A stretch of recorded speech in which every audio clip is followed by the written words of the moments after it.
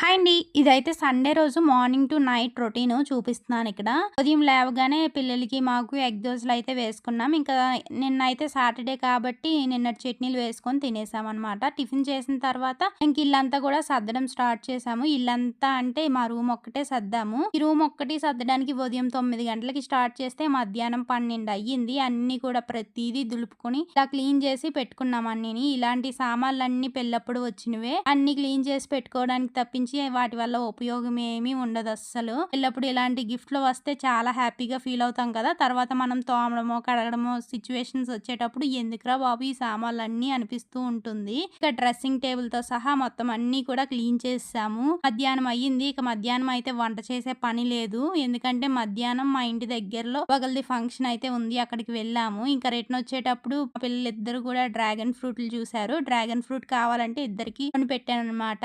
ఆ 3 పళ్ళు 100 రూపాయలకి అయితే వచ్చాయి. ఇక వచ్చి రాగానే ఎప్పుడు టేస్ట్ చేయలేదు మేము. ఇప్పటికొచ్చి ఆ పండుని వెంటనే కట్ చేసుకొని తిన్నాము. ఇంకా మధ్యాహ్నం 3 గంటలకు పడుకొని సాయంత్రం 5కి అయితే లేచాము. లేచిన తర్వాత చేతికి గోరింటాకు పెట్టుకొని ఇల్లు గుమ్మాలన్నీ క్లీన్ చేసి పెట్టేసుకున్నాము. ఇంకా నైట్ కి ఇడ్లీ పెట్టేశాను. ఇంకా చట్నీలు అయితే ఉన్నాయన్నమాట. వాకలు కడుగుతుంటే మా చరణు, వర్షు ఇద్దరు కూడా నేను గడుగుతానని చీపుర్లు పట్టుకొని తుడిసేస్తున్నారు. ఇదే పనికి డబుల్ పని అంటారు. చెప్తున్నాను, నేను చేసే ప్రతి పనిలో వాళ్ళు హెల్ప్ చేస్తామనే అంటారు. మీ పిల్లలు కూడా ఇలా అంటారా? వీడియో నచ్చితే ఒక లైక్ చేసి సబ్స్క్రైబ్ చేసి ఫాలో అవ్వండి.